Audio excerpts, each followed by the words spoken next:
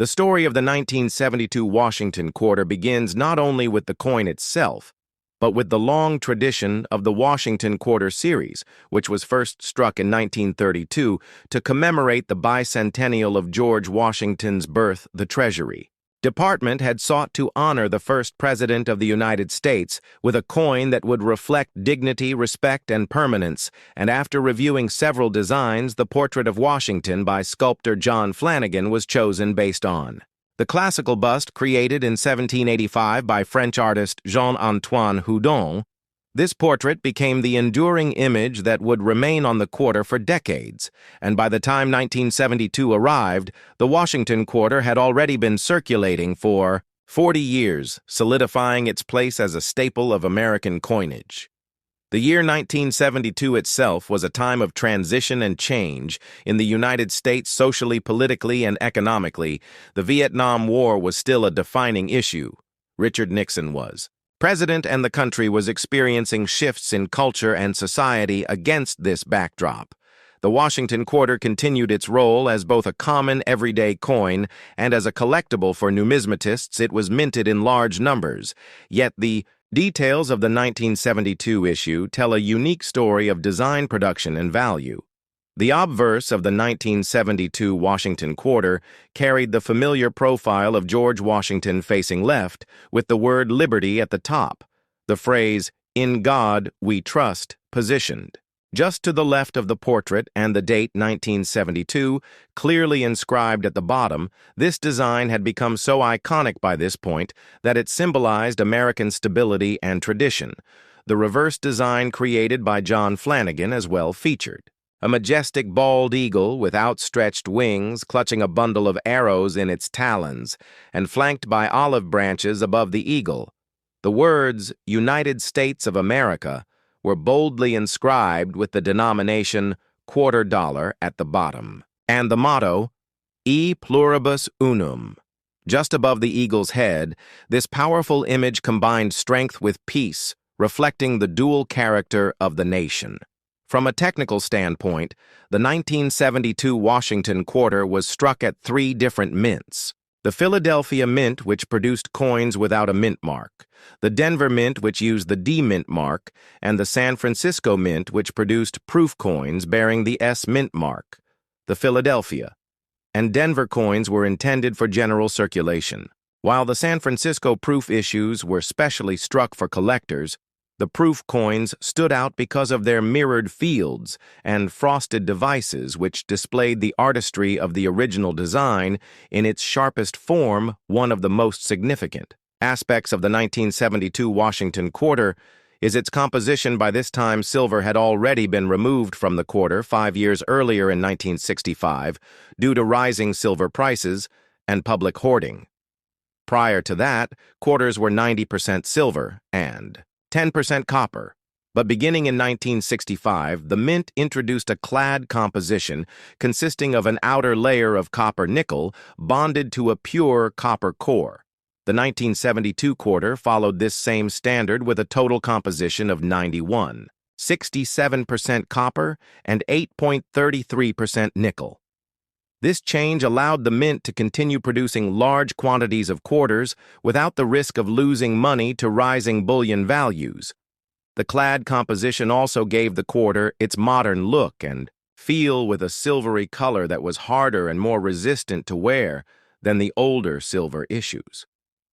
The mintage numbers for the 1972 Washington quarter were significant, with hundreds of millions struck in Philadelphia and Denver combined. This ensured that the coin was readily available across the nation for everyday transactions. However, as with many coins, the large mintage did not prevent variations and errors from entering circulation. Some 1972 quarters displayed striking anomalies such as doubled dies, weak strikes off center strikes, and other minting mistakes, which became prized by collectors because of their rarity and uniqueness. Even today, certain varieties from 1972 remain highly collectible, with values depending on their Condition rarity and visibility of the error, condition and grading, play an essential role in the story of the 1972 Washington quarter coins that circulated heavily in commerce, naturally show signs of wear with flattened hair details on Washington's portrait and worn feathers on the eagle, but uncirculated examples preserved straight from mint sets or rolls reveal the sharpness of the original design. And these high-grade coins, especially those graded Mint State 65 and above by professional grading services, carry strong collector premiums. Proof coins from San Francisco in deep cameo contrast are also valued highly for their aesthetic beauty and scarcity. In terms of numismatic context, the 1972 Washington quarter sits at an interesting place in history. The coin bridges the gap between the earlier silver issues and the modern clad era. It reflects the changing economic realities of the late 1960s and early 1970s, when the United States had to adapt its coinage to deal with inflation, rising commodity prices, and the demands of mass circulation. Yet despite these changes, the Washington quarter remained visually consistent, carrying the same portrait and reverse design that Americans had known for decades. This continuity gave the coin a sense of familiarity, even as the nation itself underwent dramatic transformations. Beyond its technical and artistic aspects, the 1972 quarter also represents an important chapter in the cultural life of the United States coins serve. As miniature historical documents reflecting the values and identity of a nation at a given time, the Washington quarter in 1972 spoke to the enduring respect for the founding father, the reliance on national symbols like the eagle, and the balancing of economic necessity with artistic tradition. It was both an object of daily use passed from hand to hand in stores and markets, and a piece of history waiting to be examined closely by collectors when examining the legacy of the 1972 Washington quarter. It is essential to consider the broader Washington quarter series itself, from its origin in 1932 through the clad transition of 1965 and into the later state quarters program launched in 1999. The Washington quarter has been one of the most versatile and widely collected coins in American history. The 1972 issue is a vital part of that legacy, representing the stability of the design while also embodying the modern materials and minting practices that would define the series for decades to come. Even today, 50 years later, the 1972 Washington quarter remains a point of fascination for collectors, historians, and coin enthusiasts. Some search for high-grade mint state examples, others hunt for rare error coins, and still others simply enjoy holding a piece of circulating history that connects directly back to the traditions of the United States Mint. For a collector building a date and mint mark set of Washington quarters, the 1972 issues are indispensable, and for those interested in modern American coinage, they offer a fascinating study of design continuity, economic adaptation, and cultural symbolism. Thus, the 1972 Washington quarter is not merely a piece of change, it is a snapshot of American history in metal, a continuation of a tradition that began with George Washington's bicentennial and one that would carry forward into the 21st century. Its design, its composition, its errors and varieties, and its cultural meaning all combine to make it a subject worthy of detailed study and appreciation for both novice collectors and advanced numismatists alike. Imagine holding in your hand a simple 25-cent piece minted in 1988, a coin that might appear to be ordinary to the casual observer. Yet when you look closer and understand its background, you begin to see that the 1988 Washington quarter represents not only a piece of American currency, but also a chapter in the larger narrative of United States history, coinage artistry, and economic policy. The Washington quarter series itself dates back to 1932, when the United States prepared to celebrate the 200th anniversary of George Washington's birth. The Treasury Department and the United States Mint decided that the quarter-dollar denomination would serve as the medium for honoring the first president of the United States. A competition was held, and the winning design came from sculptor John Flanagan, who based his portrait of Washington on the famous bust created in 1785 by the French neoclassical sculptor Jean-Antoine Houdon from 1932 until 1964, Washington. Quarters were composed of 90% silver and 10% copper, but with the rising value of silver in the early 1960s, Congress moved to a clad composition beginning in 1965. From that year onward, the quarter was produced with an outer layer of copper-nickel alloy bonded to a pure copper core, giving the coin its familiar silvery color while eliminating its precious metal content. By 1988, the Washington quarter had been in circulation for more than half a century, and the design, though simple and elegant, had become an enduring icon of American coinage. On the obverse of the 1988 Washington quarter, you find the familiar bust of George Washington facing, left the word Liberty arched above his head. The national motto, "In God We trust," to the left of his portrait, and the date 1988 placed below Washington's neck. The mint mark, if present, appears to the right of the ribbon that binds his hair in a queue. During this year, quarters were struck at both the Philadelphia Mint and the Denver Mint, as indicated by the presence of a P or D mint mark, while coins produced in Philadelphia prior to 1980 did not bear a mint mark. By 1988, the P mark had become standard practice-proof. Versions of the 1988 quarter were also struck at the San Francisco Mint, and these proofs display an S mint mark. The reverse of the 1988 Washington quarter maintained Flanagan's original eagle design, an American bald eagle with outstretched wings perched upon a bundle of arrows with two olive branches beneath. The design symbolized both readiness for defense and the pursuit of peace.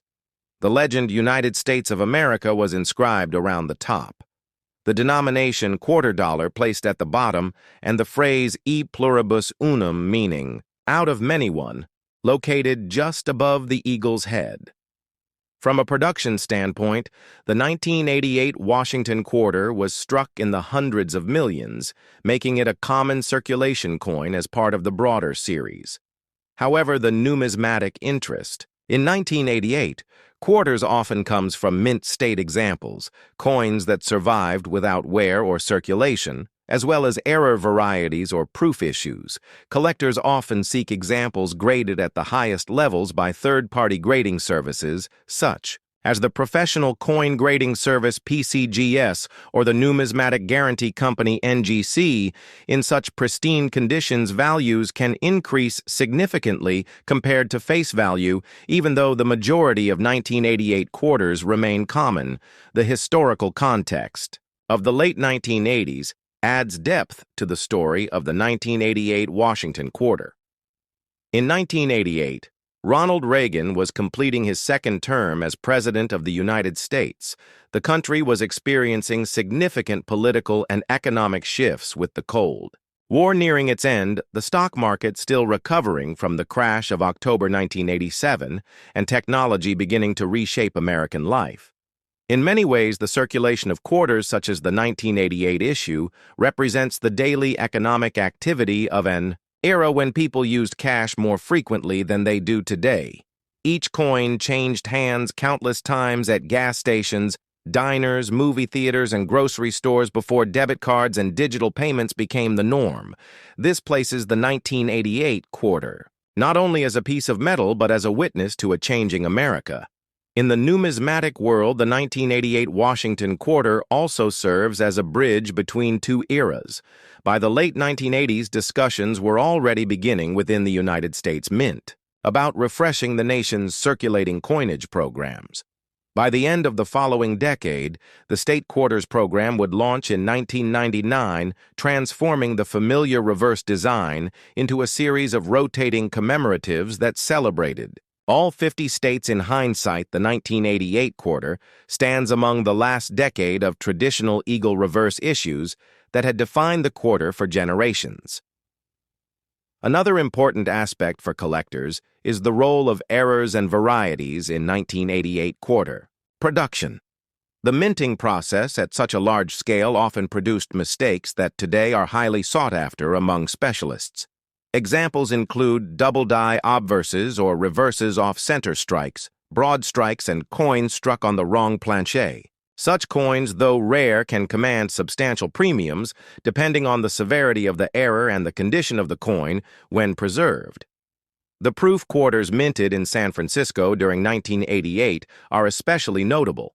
These were intended for collectors and were struck with polished dies on specially prepared planches to achieve sharp details and mirror-like surfaces.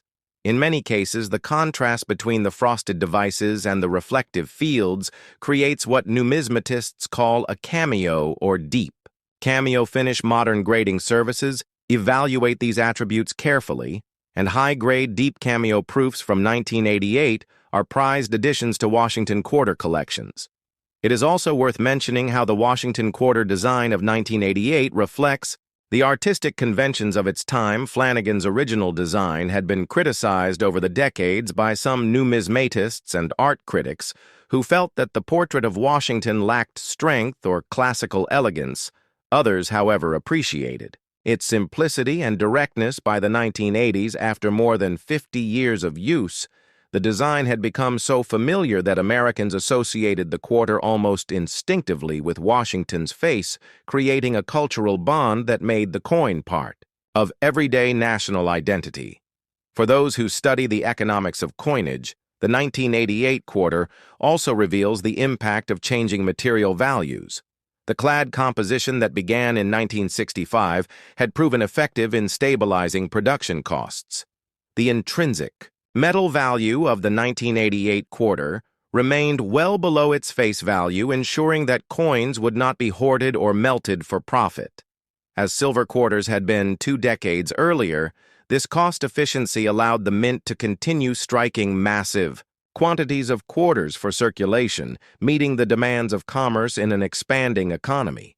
As we move deeper into the significance of the 1988 quarter, it becomes clear that while the coin itself may not be rare or precious in most cases, it carries layers of historical, economic, and cultural meaning that make it a fascinating subject for collectors, historians, and everyday Americans alike. The quarter embodies the legacy of George Washington, the artistry of John Flanagan, the practical realities of modern coinage, and the lived experience of countless individuals who used it in their daily lives. When you hold a 1988 Washington quarter, you are not just holding 25 cents, you are holding a piece of the late 20th century, a witness to both the continuity of American traditions and the subtle transformations that were reshaping the nation in the years leading up to the dramatic changes of the 1990s. Have you ever wondered how a small piece of metal in your pocket can hold within it an entire story of American history? Artistry, economics, and heritage, the 1993 Washington quarter is one such coin, a coin that at first glance might look like any other quarter. But once you begin to peel back its layers, you realize it is much more than just currency. It is a continuation of a tradition that began in 1932, when the United States Mint first introduced the Washington quarter to commemorate the bicentennial of George Washington's birth. The portrait that graces the obverse of the coin was created by John Flanagan based on Jean-Antoine Houdon's famous 1785 bust of Washington, and from its debut, this coin carried with it the essence of the nation's first president, symbolizing leadership, resilience, and the foundation of a republic that would grow into a global power. By 1993, the Washington quarter had already been in circulation for over 6 decades, and during that time it had undergone subtle yet important changes. The 1965 switch from 90% silver to a copper-nickel-clad composition forever altered the intrinsic value of the coin, moving it away from precious metal content and into the modern era of cost efficiency and mass production. The 1993 quarter represents a part of that copper-nickel era, struck in immense numbers at both the Philadelphia and Denver mints with the familiar P&D mint marks, while the San Francisco Mint produced proof coins for collectors, featuring sharper strikes and mirror-like fields. To understand the 1993 Washington quarter fully, you must consider the broader economic and cultural context of the early 1990s. America was experiencing the aftermath of the Cold War, a period of technological growth and economic shifts, and the coins of the era served not only as instruments of commerce, but also as quiet witnesses to the daily life of millions of Americans, vending machines, parking meters, toll booths, supermarkets, all of these everyday places saw the circulation of the 1993 quarter, and yet while countless examples were spent and forgotten, others were carefully saved by collectors who recognized the value in pristine, uncirculated or proof strikes. The design of the coin itself continued the tradition, with the obverse still displaying the left-facing bust of George Washington with the word Liberty. Above the motto, "In God We Trust," to the left, and the date 1993. At the bottom, the reverse remained unchanged. Since the eagle design, introduced in 1932, with a bold heraldic eagle clutching arrows and olive branches, a timeless symbol of strength and peace that resonated with generations.